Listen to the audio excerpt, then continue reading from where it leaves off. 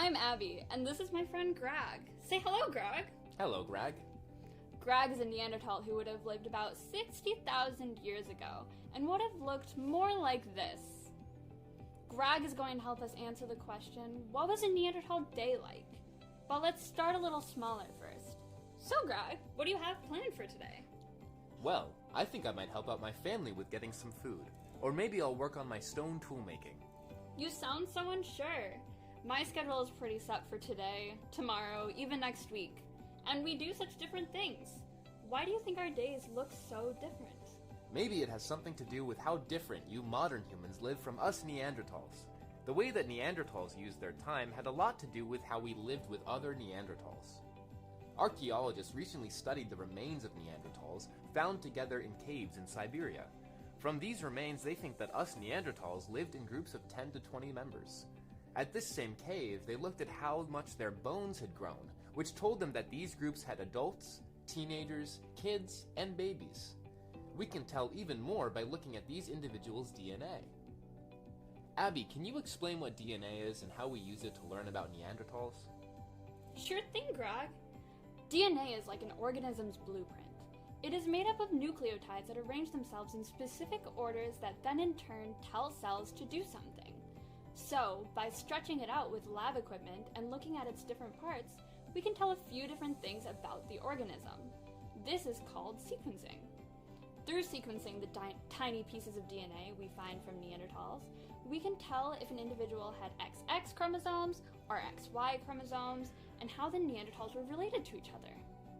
We know by sequencing the DNA from the groups of Neanderthals that we have found, like the caves in Siberia, Neanderthals lived in groups with related members and individuals of different biological sex. Greg, have you ever had your DNA sequenced? I am made out of yarn. Oh, Greg. Because Neanderthals lived in groups like this, they probably all had a part in taking care of each other. Greg, what kind of stuff did Neanderthals do to take care of each other? Well, Neanderthals lived in cold areas and did a lot of physical activity, so they needed a lot of food. Scientists think we all worked together to get this food. They even have an idea of what we ate from looking at tiny traces of food left in fossilized plaque on teeth. Yes, the stuff that you work so hard to get rid of with your toothbrush. And fossilized poop. From this, they think that Neanderthals hunted animals and gathered plants. Wow, Greg, that's really interesting. How did you prepare your food if you didn't have forks and knives like we do? Well, we did have tools, but we also had to make them, which took a lot of skill and time. On top of that, scientists think that our groups put effort into taking care of each other. Some Neanderthals needed more help than others, like those that were young or hurt, so the ones that would be able to help them would also likely share that responsibility. Wow, Greg, there were so many things to do. Luckily, archaeologists are pretty sure that all of these jobs would have been divided in some way, so they didn't all fall on just a few Neanderthals in the group. Or just one Grag.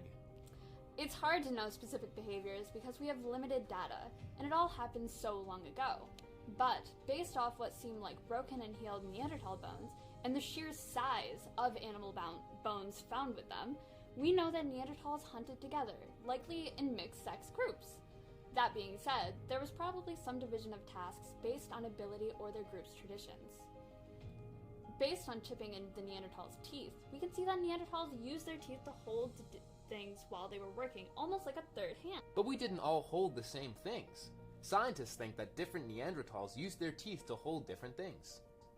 You're right, Greg. It is hard to tell exactly what they were holding, but using a microscope, we can see some patterns, like chipping in certain areas and different length scratches on their teeth. These are called striations. Specifically, biologically male Neanderthals tend to have shorter striations and chipped top teeth. Biologically female Neanderthals tend to have longer striations and chipped bottom teeth. Archaeologists also think that Neanderthals would do different jobs based on their health. If a Neanderthal felt well enough to hunt, they would. But if they didn't, they'd contribute in a way that was less physically demanding, like possibly preparing foods instead of hunting them. Exactly. No one wants to run when they're feeling bad. Especially me. I might rip my stitches. You got it, Greg. Neanderthals had a lot of jobs to do. But just like us, they could not do it all alone and work together. So we just have one last question to ask. If you were a Neanderthal, how would you organize your day?